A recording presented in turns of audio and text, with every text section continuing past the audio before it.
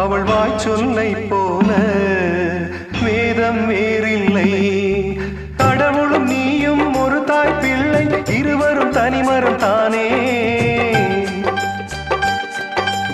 அவனுக்கும் உனக்கும் அன்னை இல்லை, அதனால் ஓரினம் தானே. நதி என்றார்